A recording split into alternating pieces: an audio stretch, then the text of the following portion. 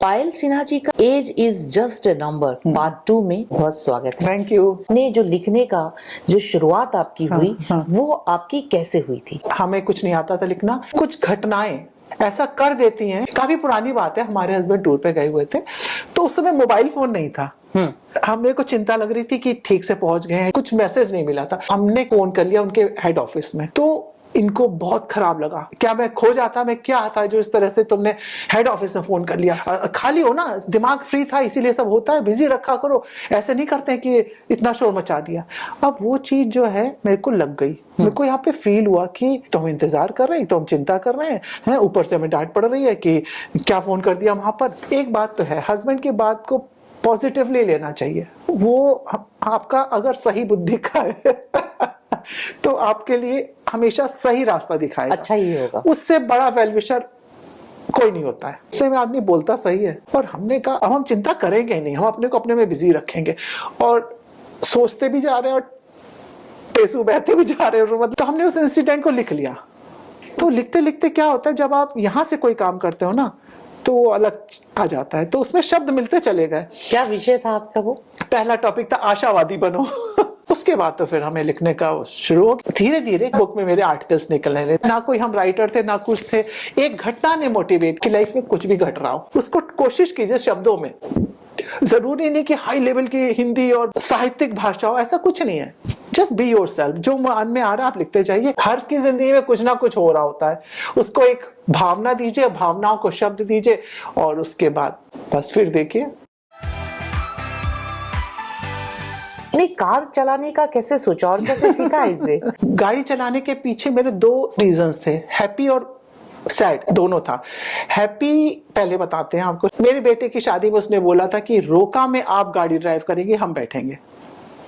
बेटा मेरे को मोटिवेट कर रहा है, तब कोशिश करी। दूसरा इंसिडेंट जिसने हमको ये कहा कि सीखनी चाहिए। मेरी मदर इन लॉ को अचानक कान में कुछ प्रॉब्लम हुई। मेरे डॉक्टर 4 कदम पे थे, पर वो चलने में उनको प्रॉब्लम थी, वो चल भी नहीं सकती थी। गाड़ी भी सामने खड़ी है, चाबी भी मेरे हाथ में है और हम उनको 4 कदम पे डॉक्टर क्या नहीं ले जा सकते। इतना हेल्पलेस हम फील कर रहे थे इनकी परेशानी देखते हुए। जब तकलीफ होती है तो एक एक मिनट बड़ा भारी लगता है। अगर हमें आती होती हम बाहर से ले आते, जल्दी से दिखा के ले आते। तो दो चीजों ने हमको इतना कर दिया था कि आई हैव टू लर्न। और दुनिया का मेरे लिए सबसे बड़ा कठिन काम है भैया। हमें बहुत डर लगता था लेकिन वो सब खत्म हो गया। किस तरीके से आपके जहन में आया कि मैं कुछ प्रोडक्ट बनाऊं या लॉन्च करूं? प्रीता, ना लॉन्च करना था, ना कोई कंपनी बनाना था। कुछ समय का बहाव आपको इस मोड़ पे ले आता है कि आपको कुछ करना पड़ता है।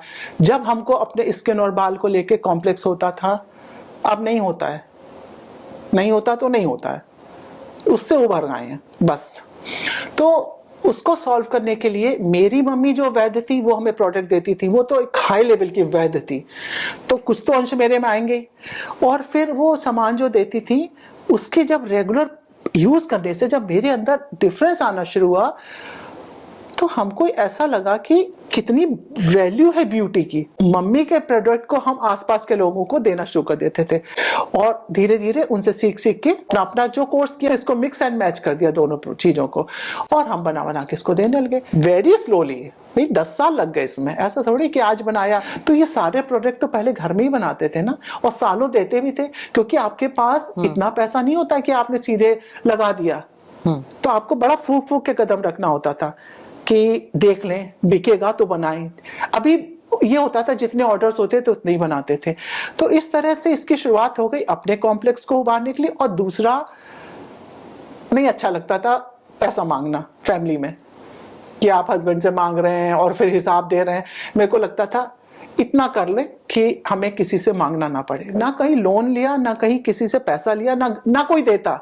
पहली बात तो कोई सपोर्ट ही नहीं था कि इस बिजनेस के लिए पैसा नहीं देंगे, कहीं डूब ना जाए, एक क्वेश्चन था। जितना काम करते थे उसमें से पैसा बचाते थे और बचे हुए पैसे से नेक्स्ट प्रोडक्ट बनाते थे। तो अगर आप क्रिएटिव माइंड है, अपने आप को इंडिपेंडेंट आराम से बना सकते हो। पायल जी, आजकल का जो माहौल चल रहा है उसमें आप लेडीज को क्या एक मैसेज देना चाहती हैं? कितना भी सक्सेस हो जाइए, बैलेंस, संतुलन। सबको सीखो, आगे बढ़ो, पर अपने परिवार को सबसे पहले साथ लेके, क्योंकि अगर आप परिवार के साथ में अपने करियर को बनाते हो, थोड़ा टफ है पर असंभव नहीं है।